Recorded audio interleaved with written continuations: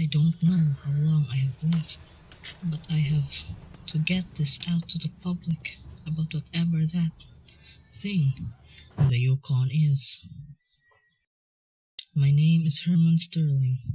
I am, or was, a biologist working for the Canadian government as a part of Raven, a special ops group of scientists that consisted of me, a biochemist, a geologist, a paleontologist, and an anthropologist.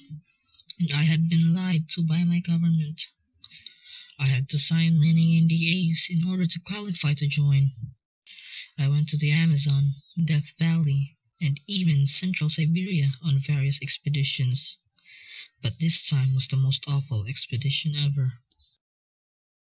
It was a boring afternoon of paperwork in the Raven office in Bumfuck, Ontario, when the file landed on my desk. It said that my skills were needed in the Yukon Territory in some project that I would be explained when I arrived. Having nothing else to do, I accepted and headed to Whitehorse in haste. When I arrived to the site, I met our team, composing of a biologist called Harold Hal Carver, a biochemist named Rebecca Willow, and a government attaché.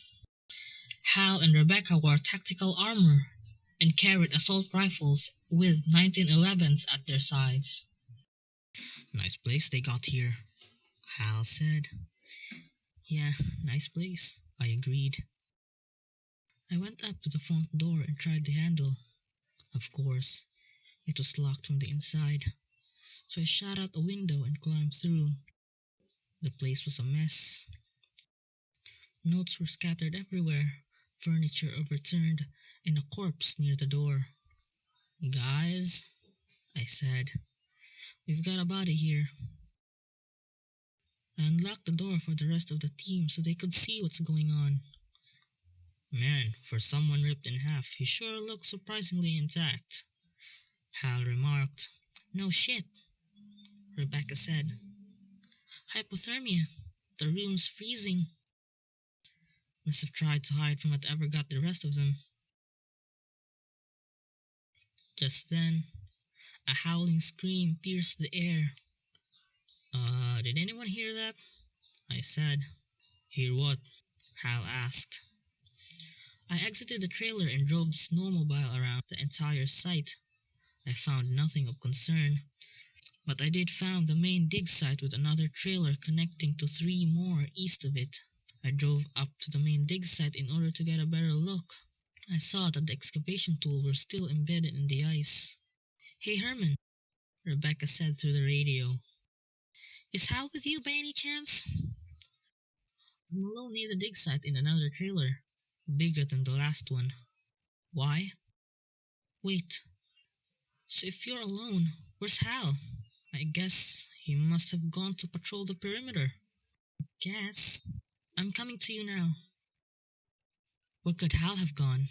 I tried to contact him, but no response. Rebecca was coming up to the site now. She came up to me with a concerned look. I gestured at the main trailer. "Bet Hal was in there," I said. We stood ready at the door, with Rebecca aiming at the door and me kicking it open. The smell hit me first, and a shape charged at us. Rebecca hosed it down in an instant. Holy shit! What was that? I was too busy looking at the sign in the main trailer. "Warning. Biological Specimen Research Area. Authorized personnel only." I thought that the guy said this was an archaeological outfit, I said, bewildered. "Well, me too. This is nothing like what I have seen before." She pointed to the creature, which was vaguely canine. It was 5 feet tall and 7 feet long. The inside of the trailer was a war zone. Bodies torn in half, organs and blood splattered across the walls, and Hal was nowhere to be seen. "Goddamn fucker, son of a bitch!" Hal suddenly yelled through the radio. Hal, can you hear me?" Rebecca responded. "Motherfucking bitch!" "Hal, please respond," I said. "Fucking dog chased me away from the site." "Okay, Hal, head back to the trailer, where there are snowmobiles there. We have a situation here that needs attending to." "Roger. Be back soon." So there were more of those things out there. But how many? I turned to the interior of the trailer. There were computers on desk, connecting to 6 kennels. So there are 6 of them, I thought to myself. I headed to a cross intersection that connected the trailer that we were on to 3 separate others, and found a dead researcher in front of a hatch to what appears to be a common area. I opened the door and investigated the area. There was nothing of interest in there. As I was about to leave, I heard a growling behind me. I turned around and saw that the wolf thing was staring at me down.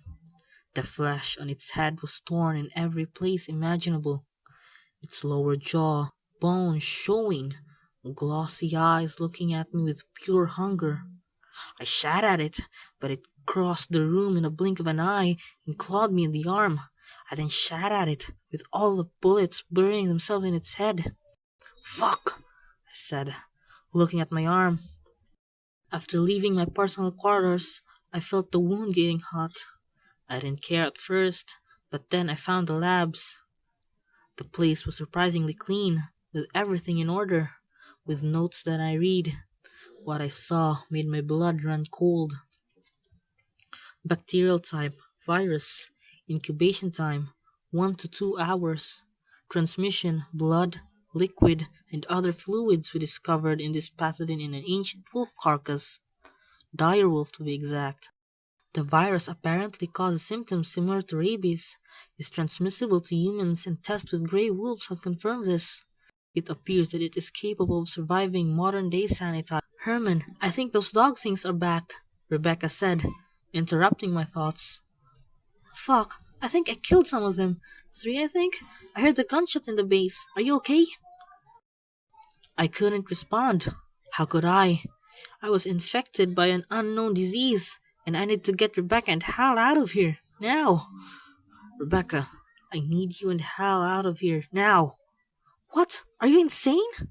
"Please, tell the government to burn this place to the ground. What on God's green earth is going on?" Hal blurted through the radio. "It's a disease!" I screamed at both of them. "Get out and stay gone. Send the military. Send everybody. Get out of here." Silence. "Herman," Rebecca said with fear in her voice, "please, I feel so hot. Leave." Then I heard the snowmobile engine start up, and I felt relieved. At least this disease couldn't claim any more victims. I am writing this up as I burn up inside, hoping someone can call the police, tell them to cordon off this area and save the world. But I don't care anymore.